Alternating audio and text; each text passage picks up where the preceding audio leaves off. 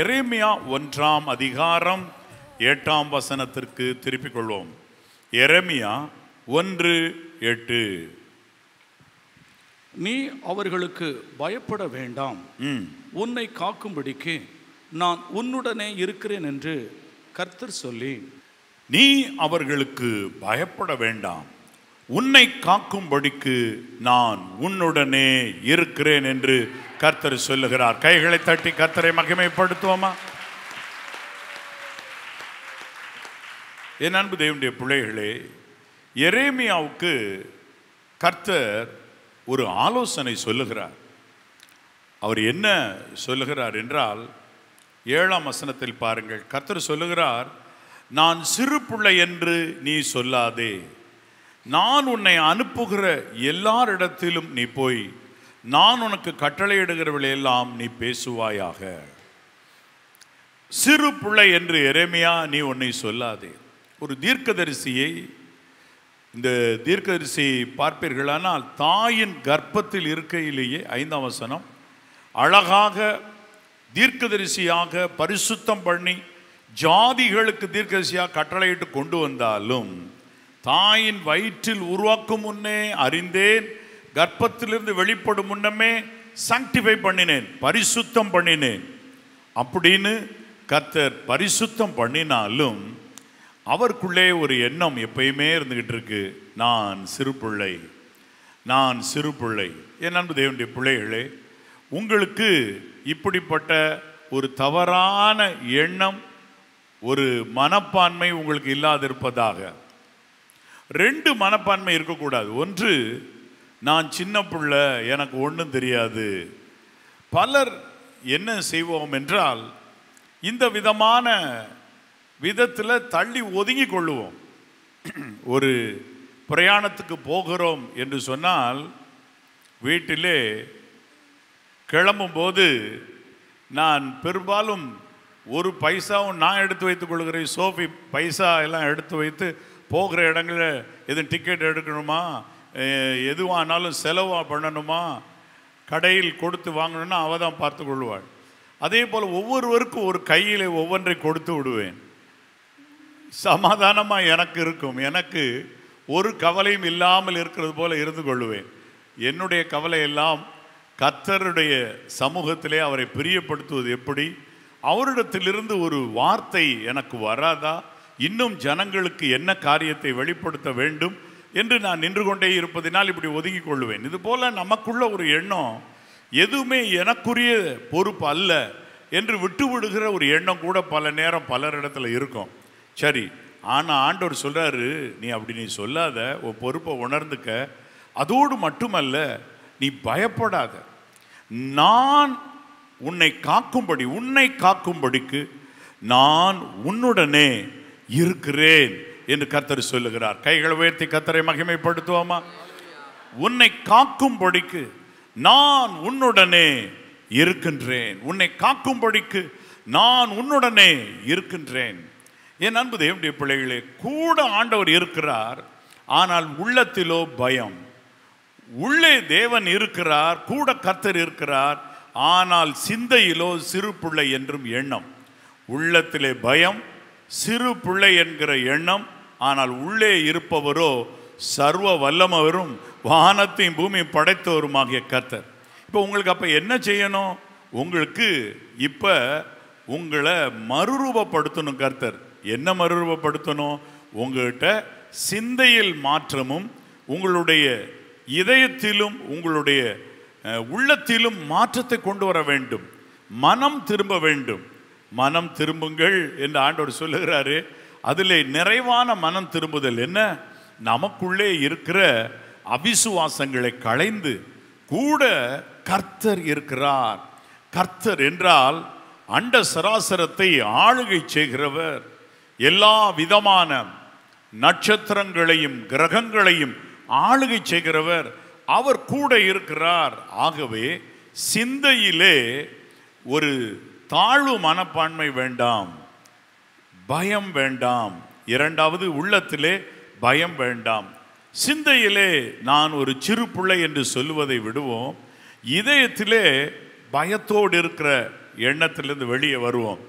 என்ன ஆண்டவர் சொல்றாருன்னா, உன்னை காக்கும்படிக்கு நான் உன்னுடனே கூட இருக்கின்றேன். கைகளை தட்டி எல்லார் கர்த்தரை மகிமைப்படுத்துவோமா? கர்த்தருடைய பரிசுத்த நாமத்துக்கு ஸ்தோத்திரம்.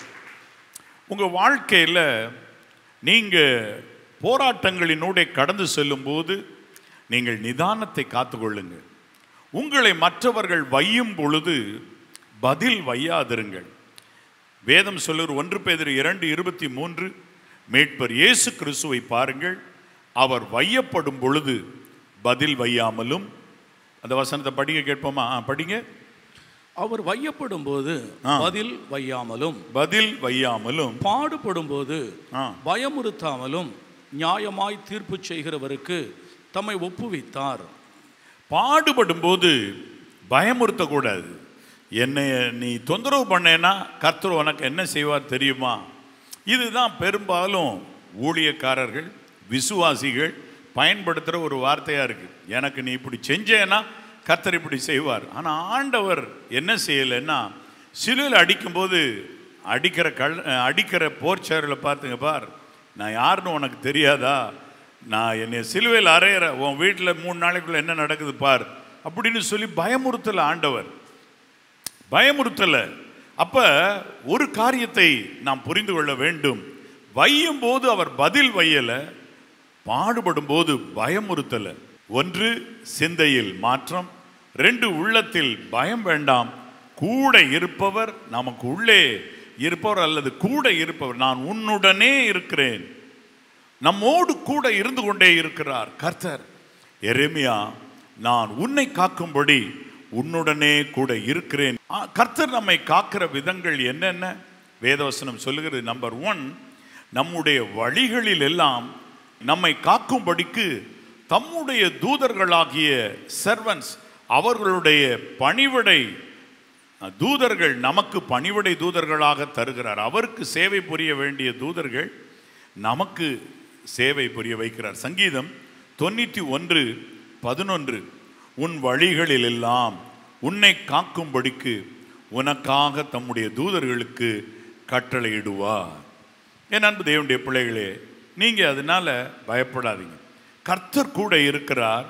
உங்கள் கால் கல்லில் இடராதபடிக்கு தூதர்கள் அழகாய் தங்கள் கைகளில் உங்கள் பாதத்தை ஏந்தி கொண்டு செல்லும்படி அவர் கட்டளையிடுகிறார்.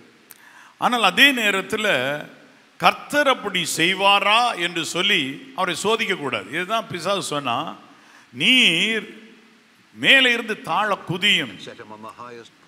ஆலயம் எவ்வளவு உயரமானது? ஆண்டவருடைய காலத்து ஆலயம் ஏறக்குறைய 50 அடி உயரமாக இருக்கும். அவ்வளவு உயரத்திலிருந்து குதிச்சா ஆண்டவர் தூதர்கள் உம்மை கைகள் ஏந்து கொண்டு போவாருன்னு சொல்லியிருக்கேன், செய்து பாரும், அப்படிதான் நடக்கும். அப்போ கர்த்தர் நமக்கு ப்ரொடெக்ஷன் கொடுத்துருக்கிறாரா இல்லையான்னு சில நேரங்களில் டெஸ்ட் பண்ணு அப்படின்னு சொன்னால் அதுக்கு நம்ம இடம் கொடுக்கக்கூடாது. உங்கள் கையில் நல்ல பணம் இருக்குது, உங்கள் கையில் உங்கள் பேர்ஸில் ஒரு வேளை 5000 ரூபாய் இருக்குது, இதை நீ அந்த இடத்துல போட்டு வை பார்ப்போம், அதே ஒரு பஸ் ஸ்டாப்பில் போட்டு நீ தள்ளி நில்லு பார்ப்போம், கர்த்தர் அதை காப்பாற்றுறாரா பார்ப்போம்னு சாத்தா உங்களை சோதிச்சா 5000 ரூபா இருக்க பேர்ஸை நீங்கள் போட்டிங்கன்னு வைங்க, நிச்சயமாக உங்களுக்கும் தெரியாமல் அதை ஒருத்தர் எடுத்துகிட்டு போயிடுவான். அப்போ அந்த நேரத்தில் உட்காந்து ஒப்பாரி வச்சு, ஏன் ஆண்டவரே என்னையே காக்கலை, என் பர்ஸை காக்கலைன்னு கேட்கக்கூடாது. அதனால தான் வேதம் சொல்லுது, do not put your Lord God into a foolish test. மதியீனமான ஒரு சோதனைக்கு அவர் உட்படுத்தாத. நீ அறியாமல் உன் பேர்ஸ் கீழே போடும்போது அதை காத்து கொடுப்பார். அதுக்காக அவர் காப்பாற்றுறாரா அப்படின்னு டெஸ்ட் பண்ணுவோம், அப்படி போகாது. அப்படிதான் அன்னைக்கு சாத்தான் சோதிச்சு பாரும். அப்போதான் ஆண்டவர் சொன்னார், உன் தேவனாகிய கர்த்தரை பரீட்சை பாராதிருப்பாயாக.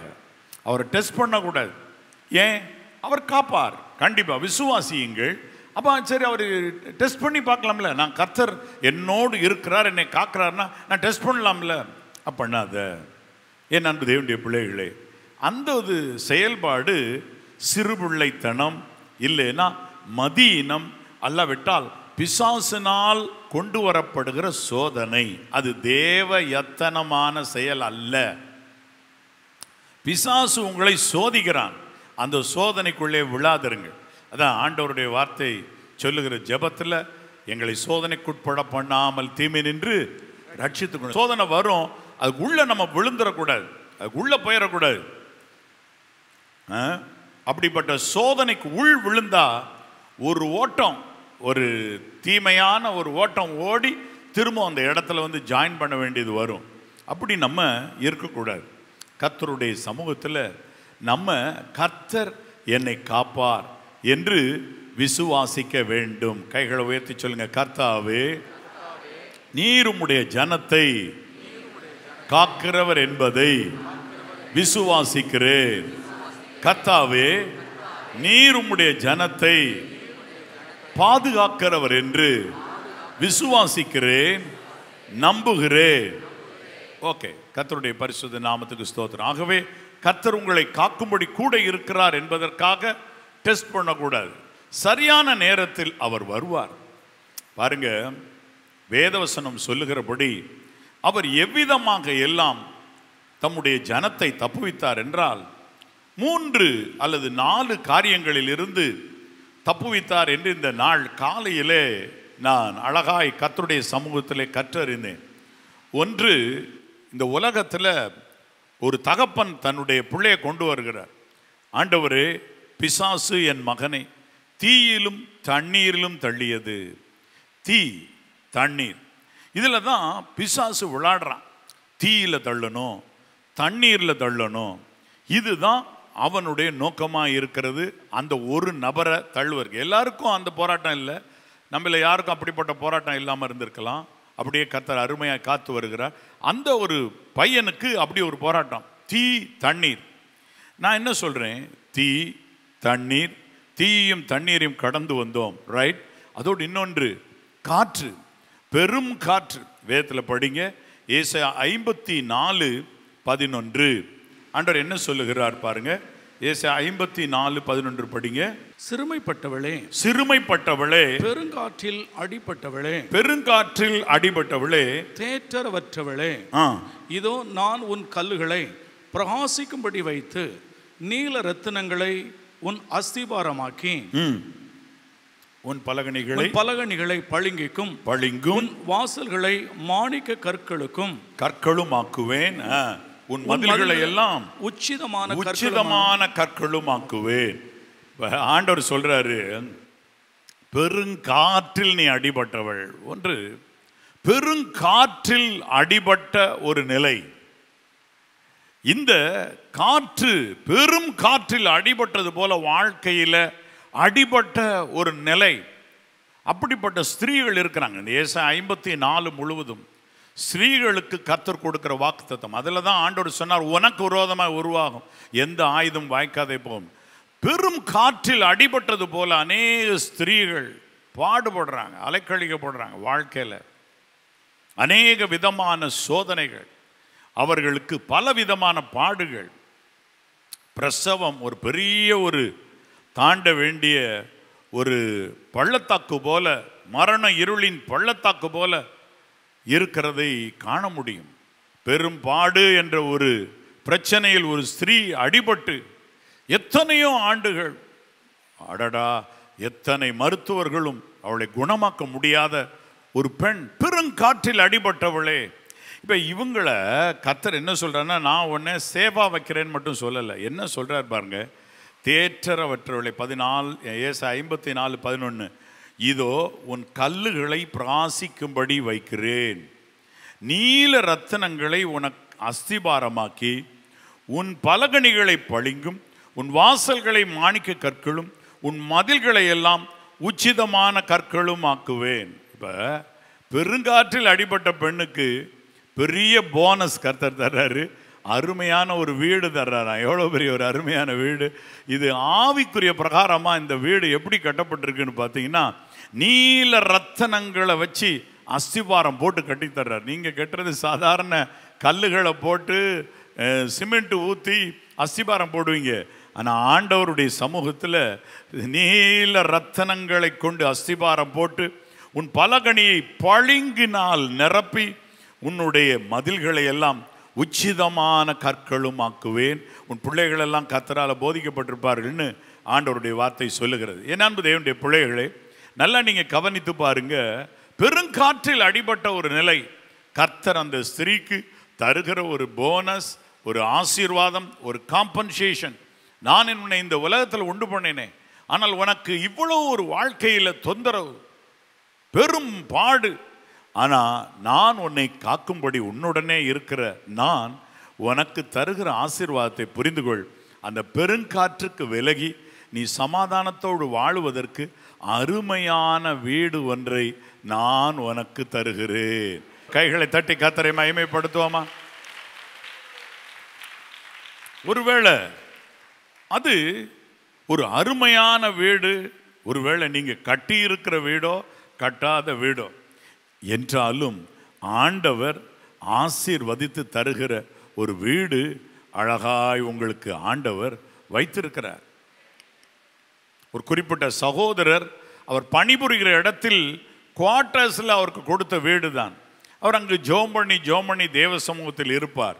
அப்போ நான் ஒரு நாள் போன போது அவருடைய வீட்டை ஆவிக்குரிய பிரகாரமாக இதுபோல சித்தரிக்கப்பட்டிருக்க கண்டேன். குவார்ட்டர்ஸில் கொஞ்ச நாள் இருக்கிறாங்க, 10 ஆண்டுகள் கழித்து அப்புறம் அவங்க ரிட்டையர் ஆனால் வேறு இடத்துக்கு போயிடணும். அப்படிப்பட்ட அந்த 10 ஆண்டுகள் 15 ஆண்டுகள் அவர்களுக்கு குவார்ட்டர்ஸில் கொடுக்குற வீடுமே பெருங்காற்றில் அடிபட்டவளே, உனக்கு நான் தருகிற ஒரு வீடு பாதுகாப்பானது, நீ சமாதானத்தோடு இருக்கிறது. ஏன்னா உன்னோடு கூட நான் இருக்கிறேன். நான் தங்குற வாசஸ்தலம் ரத்தனங்களால் தான்மா இருக்கணும், அருமையான மாணிக்க கற்களால் தான் நிறைஞ்சிருக்கணும், விலையுயர்ந்த கற்களால் தான் அதுக்கு கோட்டைச்சுவரே இருக்கணும். நான் வந்து உன்னுடனே இருப்பதினால் பெருங்காற்றில் அடிபட்ட உனக்கு இவ்வளோ பெரிய ஆசீர்வாதத்தை தருகிறேன். உன் பிள்ளைகள் எல்லாரும் கர்த்தரால் போதிக்கப்பட்டிருப்பார்கள். நீங்கள் அடிபட்ட அந்த ஒரு பாதை, பெருங்காற்றில் போன அந்த பாதை பிள்ளைகளுக்கு வேண்டாம். ஆண்டவர் சொல்லுகிறார், நான் உன்னுடைய வீட்டை நீல ரத்தன அஸ்திபாரம் போட்டு அருமையாய் காப்பேன். உன் பிள்ளைகளை எல்லாரையும் நான் போதித்து காத்துக்கொள்வேன். எவ்வளோ ஒரு பெரிய பாக்கியம் பாருங்கள். இது ஒரு பெரிய காற்று, பெரும் காற்று. அடுத்து வேதவசனத்தில் பாருங்கள், தண்ணீர். வேதாமத்தில் மத்தேயு 14:29 வசனத்திலிருந்து பார்த்தீங்கன்னா, நான் ஜலத்திலே உம்மை போல நடந்து வர கட்டளையிடும் என்று கேட்ட உடனே வா அப்படின்னு ஆண்டவர் சொல்றார். அப்ப ஜலத்தின் மேல் இவர் இறங்கி நடக்கிறார். நடந்தாலும் ஒரு பயம் வந்து விட்டது. பெரும் காற்றுகள் சுற்றி பலமாய் காற்று இருக்கிறத கண்டு பயப்படுறார். காற்று தான் காரணம் பேதுரு உள்ள போறது, வேற எதுவுமே இல்லை. காற்று பலமாய் இருக்கிறதை கண்டு, அப்ப காற்று, ரெண்டாவது தண்ணீர். பாருங்க, இப்ப அவர் கால் கீழே தண்ணீர், மேலே காற்று, பெரும் காற்று வீசுகிறது, இன்னொரு பக்கம் தண்ணீர். அந்த காற்றுக்கு பயந்த உடனே அமிழ்ந்து போக ஆரம்பிக்கிறார். நான் உன்னை ரட்சிக்கும்படி உன்னுடனே கூட இருக்கிறேன் என்று சொன்னவர் அழகாய் தன் கை நீட்டி தூக்கி விடுறாருன்னா ரொம்ப தூரத்தில் இல்லைங்க ஆண்டவர். அதைத்தான் நீங்க புரிஞ்சுக்கிடணும். ஆண்டவர் கிட்ட வந்துட்டாரு அப்படிதான் நான் கருதுறேன். ஏன்னா டக்குன்னு கை நீட்டி, அவர் கை என்ன எழுதியிருக்கு பாருங்க, உடனே இயேசு கையை நீட்டி அவனை பிடித்து. அப்ப கை நீட்டி இப்படி பிடிக்கத்தக்க தூரத்தில் இருக்கிற பேதுரு கிட்டத்தில் ஆண்டவர் இருக்கிறார். உன்னை ரட்சிக்கும்படி உன்னுடனே கூட நான் இருக்கிறேன் என்று தீர்க்கதரிசன ஆகமத்தில் சொன்ன அதே ஆண்டவர் இன்றைக்கு வானத்திலிருந்து இறங்கி வந்திருக்கிறார். கைகளை தட்டி கர்த்தரை மகிமைப்படுத்துவோம். ஆனாலும் பாருங்க, எவ்வளவு ஒரு பெரிய அவிசுவாசம். கூட ஆண்டவர் இருக்கிறார். காற்றை சிருஷ்டித்தவரும் கடலை சிருஷ்டித்தவரும் கண்ணெதிரே இருக்கிறார். கை நீட்டினால் பிடிக்கும் தூரத்தில் இருக்கிறார்.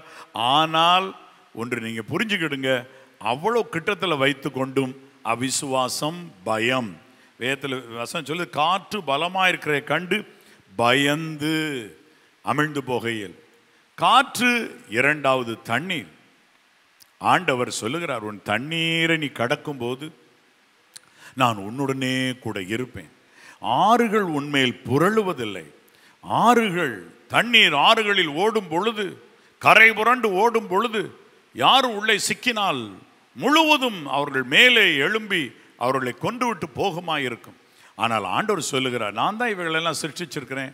ரொம்ப ஃபோர்ஸாக ஓடி வருகிற இந்த தண்ணீர் என்னுடைய கையின் கிரியாக இருக்கு, பயப்படாத. தண்ணீரை கடக்கும்போது நான் உன்னோடு கூட இருப்பேன். நான் உன்னை எல்லா தீமைக்கும் விலக்கி பாதுகாப்பேன். அப்போ ஒன்று காற்று, இரண்டாவது தண்ணீர், மூன்றாவது ஆண்டவர் தீக்கும் விலக்கி பாதுகாக்கிறார், ஃபயர். மூன்றாவது ஆபத்து, அந்த ஒரு சிறுவன் ஒருவனுடைய தகப்பன் சொல்லுகிறார், தீயிலே அது தள்ளிட்டு. பிசாசுகளுக்கு என்ன தெரியுது? அந்த பையனுக்கும் பிசாசுக்கும் என்ன சம்பந்தம்?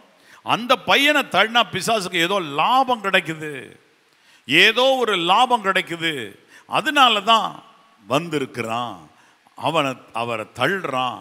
அப்ப நீங்க ஒன்றை புரிஞ்சுக்கிடுங்க, உங்களை கீழே விழத்தள்ள நினைக்கிற பிசாசு அதனால் பெரிய ஒரு ஆதாயம் இருப்பதினால் உங்களையே நோக்கமாய் ஓடி வருகிறான் பார்த்து. ஆனா ஒன்று, கர்த்தர் என்ன வாக்கு பண்ணி இருக்கிறார்? நீ அக்கினியின் நடுவே நடக்கும் போது அக்கினி ஜுவாலை உன் பேரில் பற்றாது.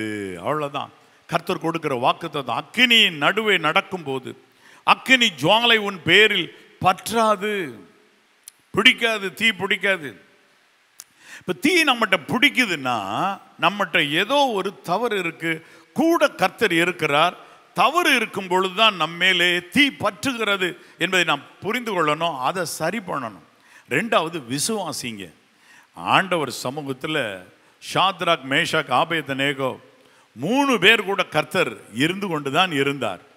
தானியேலோடு மாத்திரம் அல்ல. ஆனால் ஷாத்ராக், மேஷாக், ஆபேத்நேகோவோடு அவர் கர்த்தர் இருந்தாலும் வெளியே யார் கண்ணுக்கு தெரியல. ஒரு நேரம் வந்தது, அக்கினி சூளையில் போட்டாலும் பரவாயில்ல, நாங்கள் ராஜாவை அல்ல கர்த்தரையே சேவிப்போம், கர்த்தருக்கே ஆராதனை, நாங்கள் யாரையும் மனுஷர் ஆராதிக்க முடியாது அப்படின்னு சொல்லி ஸ்டெட்ஃபாஸ்டா இருந்தப்ப தீயிலே தூக்கி போட்டார்கள். போட்ட பொழுதுதான் உள்ளே இருந்தவர் உங்களை ரட்சிக்கும்படி உங்களுடனே கூட இருக்கிறேன் என்றவர் அப்பதான் ராஜாவினுடைய கண்ணுக்கு தெரிய ஆரம்பித்தார். இப்போ 3 பேர் தானே உள்ள போட்டோம், 4 பேர் இருக்காங்க, எப்படி? எல்லாரும் கூப்பிட்டா, ஆமாங்க, ஆமா ராஜா, 4வது ஒரு ஆள் தெரியுறாரு, வேகமா போ, எல்லாரும் கூட்டுவா, அந்த 4வது ஆள் யாருன்னு பார்க்கணும். உள்ள போய் வெளியே கூட்டு வந்தா 3 பேர் தான் வர்றாங்க, 4வது ஆள் காணோம். அப்ப இந்த தீ அவரை காட்டி கொடுத்தது, அவர் எங்கே இருக்கிறார் என்பதை அவுட்லைன் போட்டு காட்டி கொடுத்தது, அவர் எங்கே நிற்கிறார் என்பதை காட்டி கொடுத்தது போலும் அழகாய் அந்த இடத்துல வெளியே வந்தபோது அவருடைய தலைப்பாகையோ அவருடைய முடியோ கருகாமல், அவர்களுக்குரிய எந்த ஒன்று தீயினால் சேதப்படாமல், அந்த தீயின் மனம் கூட இல்லாமல் ஆண்டவர் காத்தார். அப்ப காற்று, தண்ணீர், தீ, நல்லா எடுத்து பாருங்க. இந்த 3ல் எல்லாமே அடங்குகிறதா இருக்கும். ஒன்று, பாதாளத்துக்கு நீங்க போய் பாடுபடுறவங்கள பாருங்க, ஏன் வேதனைப்படுறாங்க? தீ அங்கே இருக்கிறது. பாதாளத்திலே அங்கே இருக்கிறதான அந்த அக்கினி கடலிலே அக்கினியான அக்கினியாகவே அங்கு தண்ணீர் இருக்கிறது. பலத்த ஒரு கந்தகம் அந்த இடத்துல ஏறியது, தேவனுடைய கோபத்தினால் ஆன கந்தகம். அப்படிப்பட்ட அக்கினியும் கந்தகம் எரிகிற அக்கினி கடல். அப்ப அங்க பார்த்தீங்கன்னா தீயில தான் பாடுபடுறாங்க. அப்ப நம்மை ஆண்டவர் நித்திய அக்கினியின் ஆக்கினை நின்று ரட்சிக்க நம்மோடு இருக்கிறார், நம் குடும்பத்தை ரட்சிக்க இருக்கிறார். வாழ்க்கையில் இந்த 3க்குமே விலக்கி பாதுகாப்பார். தீ, தண்ணீர், அக்கினி. தீயும் தண்ணீரையும் கடந்து வந்தோம், பெரும் காற்றில் அடிபட்டோம். ஆனால் கர்த்தர் நம்மை சமாதானமான இடத்தில், செழிப்பான இடத்தில் கொண்டு வந்து ஆலயத்திலே அமர்ந்திருக்க பண்ணி இருக்கிறார். கைகளை தட்டி எல்லாரும் கர்த்தரை மகிமைப்படுத்துவோமா? ஆமென். தீயையும் தண்ணீரையும் கடந்து வந்தோம், செழிப்பான இடத்தினில் கொண்டு வந்தீர். தீயையும் தண்ணீரையும் கடந்து வந்தோம், செழிப்பான இடத்தினில் கொண்டு வந்தீர். மாறாவின் தண்ணீரை மதுரமாய் மாற்றியே, மாறாவின் தண்ணீரை எளிமையும் காணச் செய்தீர். எளிமையும் காணச் செய்தீர். தீங்கனை துக்கப்படுத்தாமல் காத்து எல்லையை பெரிதாக்கும் தேவனே.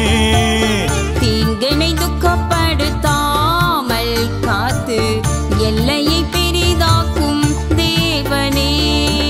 கர்த்தருடைய பரிசுத்த நாமத்துக்கு ஸ்தோத்திரம். ஆண்டவர் ஆகவே உங்களை காக்கும்படி கூட இருக்கிறார். நீங்க எந்த ஒரு நேரத்திலும் சோர்ந்து போக வேண்டாம். உள்ளே இருக்கிற அவர் எப்போ வெளிப்படுவார் நமக்கு என்றால், நமக்குள் இருக்கிற தப்பான எண்ணங்கள், நான் சிறு பிள்ளை, ரெண்டாவது நமக்குள் இருக்கிற பயங்கள், இவைகள் எல்லாம் நமக்குள் இருக்கிற ஆண்டவரை கிரியை செய்ய விடாதபடி மட்டுப்படுத்துகிறது. அதனால தான் ஆண்டவர் சொல்றார், பயப்படாதே. எந்த இடத்துல ஆண்டவர் தோன்றும் போதும் பாருங்க, பயப்படாதே, நான் உன்னுடனே கூட இருக்கிறேன். பயப்பட வேண்டாம். அந்த பயம் தேவன் கிரியை செய்ய விடாமல் தடுக்கிறது. இன்னைக்கு ஆண்டவர் சமூகத்தில் சொல்லுங்க, பயம் வேண்டாம். பேதுருவை பிடிச்சி நீ அவர்களோட இருந்தா இல்லைன்னு உடனே பயந்துட்டார்.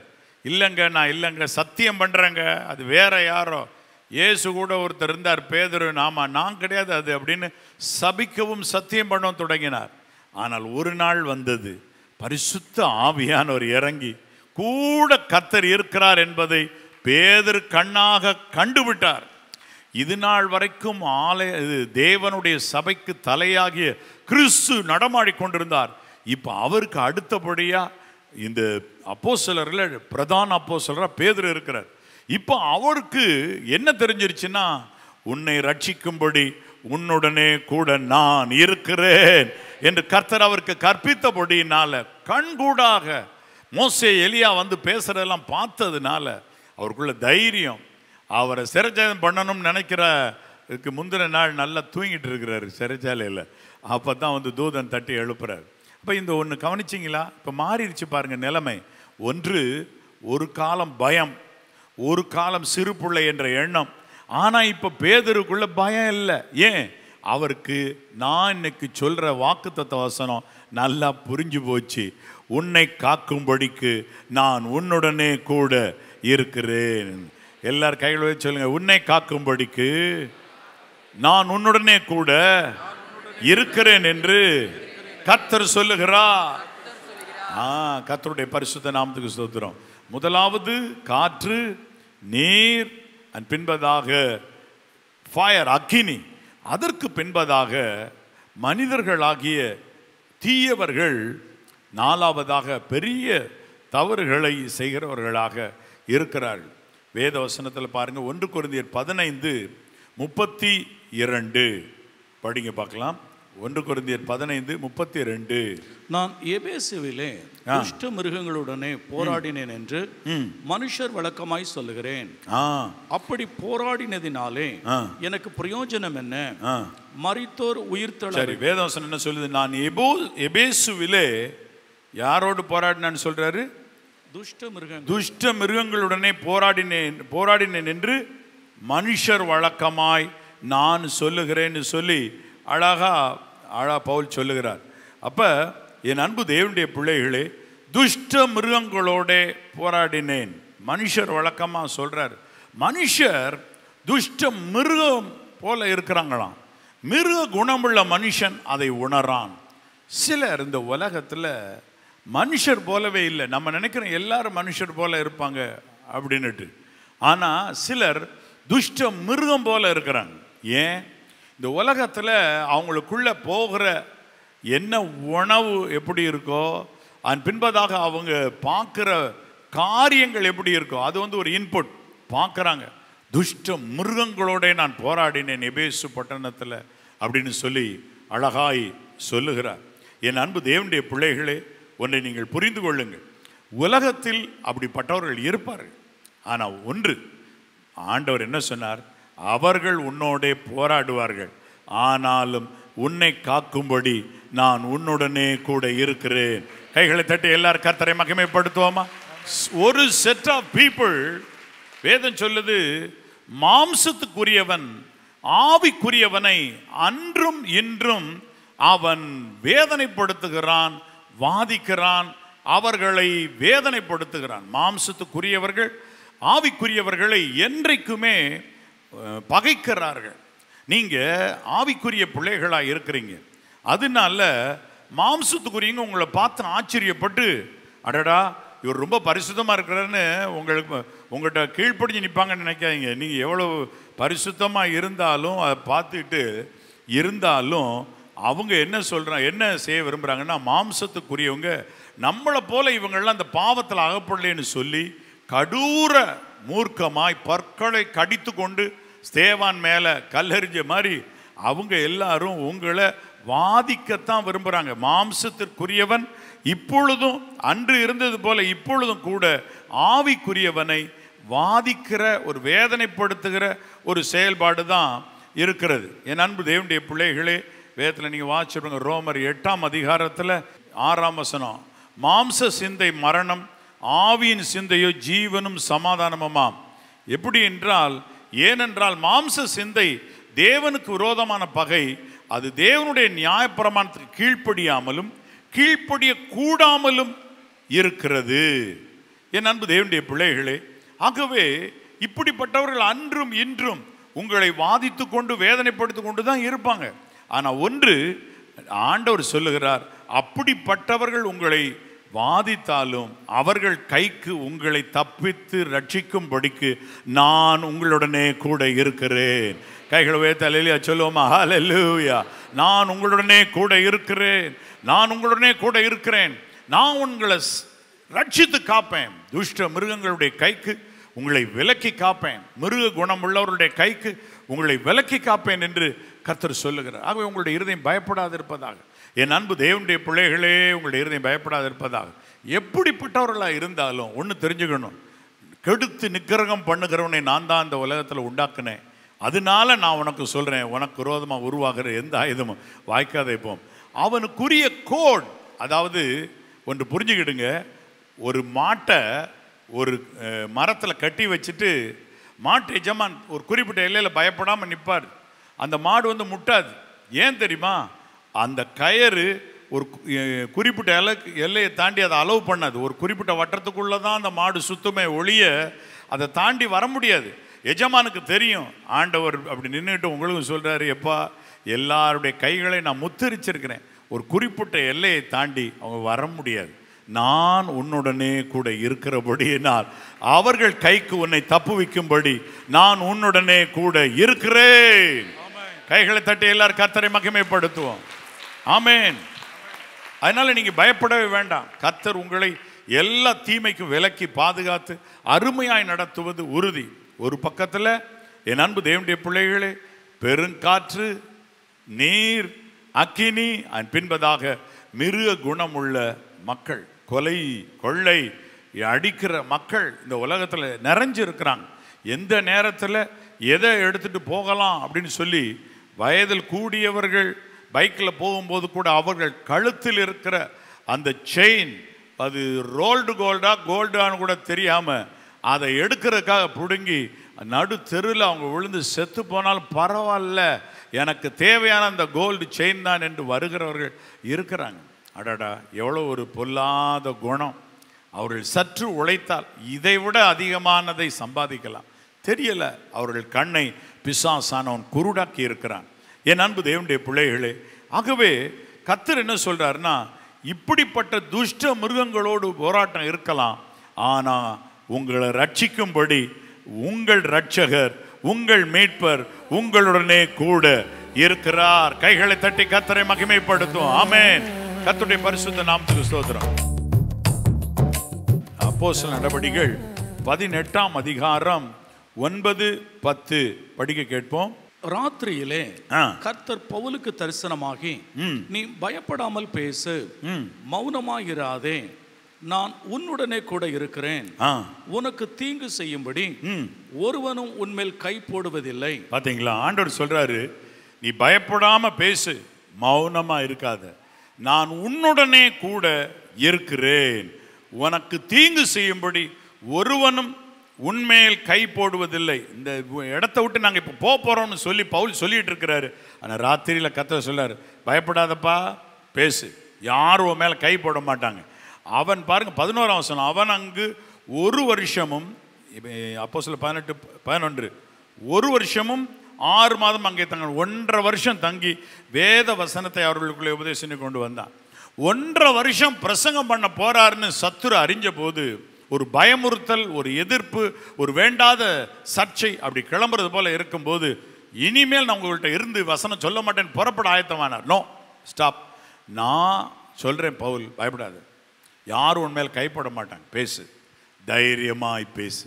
இப்போ நான் உங்களுக்கு சொல்லுகிற காரியம் என்ன, உங்களுக்கும் கூட ஒரு சில நேரங்களில் ஒரு சில மிரட்டல் போல, எதிர்ப்பு போல, சில நேரம் ஊழியத்தை செய்ய போகும்போது பிசாசு சில டிஸ்டர்பன்ஸை கொடுப்பான். ஒரு பாஸ்டர் சொல்லுவார், அவருடைய வண்டி நல்லா ரிப்பேர் பண்ணி பைக் பெர்ஃபெக்டாக வச்சுருப்பார். அவர் ஒரு எஸ்டேட்டில் ஊழியம் செய்கிறவர். அவர் அடுத்த எஸ்டேட்டுக்கு போய் ஊழியம் செய்ய கிளம்புற நேரம் மட்டும் வண்டி பஞ்சர் ஆகும். எப்படின்னு அவருக்கு தெரியாது. ரொம்ப பார்த்து நிதானமாக ஆணி இருக்கான்னு பார்த்து ஓட்டுவார். கரெக்டாக பஞ்சர் ஆயிரும். அப்போ அவருக்கு ஒரே சோர்வு. பஞ்சர் ஆகும், இல்லைன்னா பார்த்தீங்கன்னா பெட்ரோல் காலியாக போகும், வண்டி சில நேரம் எடுக்காமல் போயிடும், அந்த குளிரில் வண்டி ஸ்டார்ட்டே ஆகாது, ஏதாயிலும் ஒன்று பண்ணும். அப்போ அவர் கேட்டார், ஏன் பிரதர் இப்படி நடக்குதுன்னு. நான் சொன்னேன், ஒரு சில வகை பிசாசுகள் அந்த பிராந்தியத்தில் இருக்கிறத நீங்கள் போ அப்படின்னு சொன்னால் உடனே டக்குன்னு எந்த போயிடுறாங்கன்ட்டு எந்திரிச்சு போகாது. உங்களுக்கு விரோதமாக அது உட்கார்ந்துக்கிட்டு இருக்கிற அது, அல்லாவிட்டால் உங்களுக்கு எதிராக நின்று கொண்டு இருக்கிற அந்த பிசாசு அந்த பிராந்தியத்தை ஆளுகை செய்கிறதா இருக்கலாம். இந்த வகை பிசாசு ஜெபத்தினாலும் உபவாசத்தினாலுமே அன்றி வேறு எவ்விதத்தினாலும் புறப்பட்டு போகாது. அப்போ நீங்கள் செய்ய வேண்டியது என்ன, உபவாசம், ஜெபம் சரியான அளவு வச்சிட்டா அதன் பின்பதாக உங்கள் வண்டி அழகாக ஓடும். சில நேரங்களில் இந்த விதமாக ஒரு எதிர்க்கிரியை நடக்கும்போது உடனே அவங்க மக்கள் என்ன செஞ்சுறாங்க, மிரள்றாங்க, அவங்க மருள்கிறார்கள், அதற்கு பின்பதாக முன்னேற மாட்டேன் என்கிறார்கள். ஊழியத்தை செய்யணும்னு புறப்பட்டா வீட்டில் ஒரு சண்டை, ஊழியத்தை செய்யணும்னு புறப்பட்டா வீட்டுக்கு அடுத்த எல்லையில் ஒருத்தர் சிக்காராங்க அப்படின்ற ஒரு பயமுறுத்தலை சத்துரு கொண்டு வர்றான்னா, உங்களுடைய நன்மைகள் சிலவற்றை சத்துரு கையில் பிடித்து வைத்திருக்கிறான். அதை அந்த நேரம் கிளச்சி மாதிரி பிடிச்சி இழுக்கிறான். நீங்கள் அதனால கஷ்டப்படுறீங்க. எதில் கிளச்சி அவன் பிடிச்சி வச்சுருங்க. இப்போ நீங்கள் கிளச்சுன்னு ஒன்று இருக்குது தெரியுமா, பைக்கில் கிளச்சுன்னு இருக்கும். கிளச்சை பிடிச்சிட்டு எவ்வளோ ஆக்சிலேட்டர் கொடுத்தாலும் வண்டி ஒரு விட்டு கூட நகழாது. கிளச்சு விட்டால் தான் வண்டி போகும். இன்றைக்கி பிசாசு என்ன பண்ணுறான்னா, நிறைய பேர் வண்டியினுடைய கிளச்சு பிடிச்சிருக்கிறான். மக்கள் நிறைய ரைஸ் பண்ணுறாங்க, ஒன்றும் முன்னே போக மாட்டேங்குது. ஏன் போக மாட்டேங்குது, கிளச்சை சத்துரு பிடிச்சிருக்கான். சத்துருவுக்கு பிசாசுக்கு இடம் கொடாதிருங்க. அவன் உங்களுடைய கிளச்சை பிடிக்கத்தக்கதா சில வார்த்தைகள், தவறான வார்த்தைகள், அல்லாவிட்டா தேவனை முறுமுறுக்குதல் உங்கள் எல்லையில் வச்சு நீங்கள் செய்திருக்கக்கூடும், முறுமுறுத்திருக்கக்கூடும். இப்போ நீங்கள் எவ்வளவு நீங்கள் முறுமுறுத்தீர்களோ அதற்கு ஏழத்தனையாக திரும்ப ஸ்தோத்திரத்தை சொல்லுங்க. ஃபார்முலா இருக்குது. எப்பயுமே தவறு அறியாமல் செஞ்சிட்டீங்க, செஞ்சதெல்லாம் அதுக்கு அப்படியே தண்டனை அனுபவிச்சுட்டே போகணுன்னு இல்லை, பரிகாரம் இருக்குது. ஐயோ அழகா சகையை வாங்கிட்டார், ரொம்ப காலம் அநியாயம் பண்ணி ஏழைகள்கிட்டெல்லாம் அடிச்சிட்டார். இப்போ உடனே சொல்கிறார், கர்த்தாவே நான் ஏழைகளுக்கு என்னுடைய ஆஸ்தியில் பாதியை கொடுக்குறேன். யாரிடத்தில் அநியாயமாக வாங்கியிருந்தா பழைய ஏற்பாட்டு நியமத்தின்படி நாளத்தனையாக நான் திரும்ப தந்துடுறேன். இந்த வீட்டுக்கு ரட்சிப்பு வந்தது, தட்ஸ் ஆல். அப்போ நீங்கள் ஒன்று புரிஞ்சுக்கிடுங்க, எந்த இடத்தில் நீங்கள் அறியாமல் ஆண்டவரை வேதனைப்படுத்தினீர்களோ, முறுமுறுத்து, எதுக்கு தான் ஆண்டவர் இப்படியே உன்னைய வச்சிருக்காரு, எதுக்கு தான் ஆண்டவர் நம்ம வாழ்க்கையை மட்டும் உயர்த்த மாட்டேங்கிறார், இந்த வார்த்தை சொல்கிறீங்கல்ல, அவர் உயர்த்தத்தான் விரும்புகிறார்ப்பா. உன்னை எல்லா தீமைக்கு ரட்சித்து உன்னை வீட்டை பளிங்கு கற்களாலும் ரத்தன கற்களாலும் சித்திரம் தீர்த்து உன்னை வாழ வைக்கணும்னு விரும்புகிறார். ஆனால் நீ முறுமுறுத்திருக்க பார்த்தியா, அந்த இடத்துல அவர் நாமத்தை பிரஸ்தாபம் பண்ணு. அப்போ என்ன செய்யணும், குடும்பமாக உட்கார்ந்து அத்தனை பேரும் கை கோர்த்து அல்லது கை தட்டி அவருடைய நாமத்தை பிரஸ்தாபம் பண்ணணும். எப்படி பிரஸ்தாபம் பண்ணணும், கர்த்தருடைய நாமத்துக்கு ஸ்தோத்திரம், கர்த்தர் எங்களை ரட்சிக்க வல்லவர், எங்களை காக்கும்படி எங்களுடனே கூட கர்த்தர் இருக்கிறார், கர்த்தருடைய பரிசுத்த நாமத்துக்கு ஸ்தோத்திரம், கர்த்தரோ வானத்தையும் பூமியும் உண்டாக்கினவர். அந்த இடத்துல நீங்க அறிக்கை செஞ்சுக்கிட்டே இருங்க. நீங்க அறியாமல் முறுமுறுத்த அந்த முறுமுறுப்பை தாண்டி நீங்கள் மேலே எழும்பும் போது தேவன் மனம் இறங்குவார். அதனால தான் வேதம் ஒரு இடத்துல சொல்லுகிறது, உங்களுக்கு இறங்கும்படி கர்த்தர் காத்திருப்பார், உங்களுக்கு மனதுருகும்படி கர்த்தர் காத்திருப்பார். ஆகவே கர்த்தர் மனதுருகுகிற தேவம் என்று சொல்லி அந்த இடத்துல தீர்க்கதரிசன ஆகமத்தில் நம்ம பார்க்குறோம். இறங்கும்படி காத்திருக்கிறார், உள்ளதான் இருக்கிறார், கூட தான் இருக்கிறார். இப்போ நீ அதை செட்ரேட் பண்ண பார்ப்போம், நான் என் மகிமை வெளிப்படட்டும். செட்ரேட் பண்ணுங்க, அவருடைய மகிமை பிரசாபம், அவருடைய மகிமை அழகாக வெளிப்படும். அவருடைய மகிமை பிரசாபத்தை நீங்கள் எங்கும் சொல்லி தெரிய போகிறீர்கள். எழுந்து நிற்கலாமா? கர்த்தருடைய பரிசுத்த நாமத்துக்கு ஸ்தோத்திரம் உண்டாவதாக. என் அன்பு தேவனுடைய பிள்ளைகளே, உங்களோடு கூட இருக்கிறவரை மட்டுப்படுத்தாதிருங்க. வேதம் சொல்லுது, இஸ்ரவேலின் தேவனாகிய கர்த்தரை பரீட்சை பார்த்து அவரை மட்டுப்படுத்தினார். பரீட்சை பார்த்துக்கிட்டே இருந்தீங்கன்னா மட்டுப்பட்டுக்கிட்டே இருப்பார். அதாவது செயல்பாடு குறைஞ்சிக்கிட்டே இருக்கும், கர்த்தருடைய செயல்பாடு குறையும். நீங்கள் சிலர்லாம் என்ன சொல்லிக்கிட்டே இருப்பாங்க, நீர் என்னோடே கூட இருப்பீரானால் ஒரு பெரிய பொருளாதார ஆசீர்வாதத்தை உடனே காட்டும் பார்க்கலாம். நீர் என்னோடு கூட இருக்கிறதுக்கு அடையாளம் என்ன? பெரிய பொருளாதார ஆசீர்வாதத்தை தாரும், அல்லாட்ட இதை செய்யும் அதை செய்யும். ஒன்று கவனிங்க, கர்த்தர் உங்களோடு இருக்கிறாருன்னா வானத்தில் மேலேருந்து குதிச்சா காப்பாற்றுவார்லன்னு அந்த மாதிரி டெஸ்ட்டில் இறங்காதீங்க. இஸ்ரவேலர் அப்படி டெஸ்ட் பண்ணிகிட்டே இருந்தாங்க. நீர் தான் எங்களை கூட்டிகிட்டு கொண்டு வர்றேன்னா இந்த இடத்துல மாம்சத்தை எங்களுக்கு தரணும், நிறைய கொண்டு வந்து காடைகளை கொடுத்தார். கொடுத்த மாதிரி சாப்பிட்டவங்கெல்லாம் அதே வனாந்தரத்தில் விழ பண்ணலையா ஆண்டவர்? அப்போ சோதனை செஞ்சு அவர்கிட்ட வாங்கலாமா இருக்கும் நன்மையை. சோதிச்சு வாங்காதீங்க, டெஸ்ட் பண்ணி அவர் உள்ளத்தை உடைச்சி வாங்காதீங்க. பேசு அப்படின்னு சொல்லும்போது கண்மலைகிட்ட பேசுங்க. இயேசு கண்மலை, அவர்களுடனே சென்ற கண்மலை, அவர்கிட்ட பேசுன்னு சொல்கிறார். அடிக்காதீங்க. தடவை அடித்தது சரி, இரண்டாம் தரம் அவரை அடிக்கக்கூடாது. மரித்த கிறிஸ்து இனி மரிப்பதில்லை. அவரை வேதனைப்படுத்தி அடிக்காமல் ஆண்டவரை பார்த்து சொல்லுங்க, கர்த்தாவே நீர் என்னோடு கூட இருக்கிறீர். இப்போ அது வெளிப்படும்படி என்னிடத்தில் இருக்கிற எல்லா முறுமுறுப்பை அகற்றுகிறேன். முறுமுறுப்பை எல்லாம் அகற்றி கர்த்தருடைய நாமத்தை ஸ்தோத்திரம் பண்ண ஆரம்பிங்க. வாய் திறந்து கர்த்தரை ஸ்தோத்திரம் பண்ணுங்க. எவ்வளோ முறுமுறுப்புகள் இருந்ததோ அவ்வளோ அதிகமாக ஸ்தோத்திரம் செலுத்த ஆரம்பிங்க. கர்த்தருக்கு ஸ்தோத்திரம். எல்லாரும் சொல்லுங்க, கர்த்தருக்கு ஸ்தோத்திரம், கர்த்தருக்கு ஸ்தோத்திரம், கர்த்தருக்கு ஸ்தோத்திரம், ஆண்டவருக்கு ஸ்தோத்திரம். மனதார அவருக்கு ஸ்தோத்திரம் செலுத்துங்க. கர்த்தர் நல்லவர் என்று நீங்க அறிக்கை பண்ணுங்க. கர்த்தாவே நீர் நல்லவர், கர்த்தாவே நீர் பரிசுத்தர். ஹalleluya, ஹalleluya சொல்லுங்க, ஹalleluya, ஹalleluya. நீர் நல்லவர், நீர் வல்லவர். கர்த்தாவே உம்மை நான் முறுமுறுக்காமல் உம்மை மட்டுப்படுத்தக்கூடாது. இஸ்ரவேலின் தேவனை பரீட்சை பார்த்து மட்டுப்படுத்தினார். பரீட்சை பார்த்து டெஸ்ட் பண்ணி அவரை மட்டுப்படுத்தக்கூடாது. நீர் இதை செஞ்சால் கூட இருக்கிறீன்னு நம்ம விசுவாசிப்பா, கூட தான் இருக்கிறேன்னு சொல்லிட்டாரு. இவ்வளோ அழகாக வசனம் வந்த பிறகு கூட இல்லாதது போல நீ இருக்காது. கையெட்டும் தூரத்தில் தான் கர்த்தர் இருக்கிறாரு, உன்னுடனே கூட தான் இருக்கிறாரு. பேதுரு, தண்ணியில் நீ அமிழ்ந்து போகாத, பயந்து அமிழ்ந்து போகாத, கூட இருக்கிறார். கர்த்தர் கூட வருகிறார். கர்த்தரே உன்னோடு இருக்கிறார்.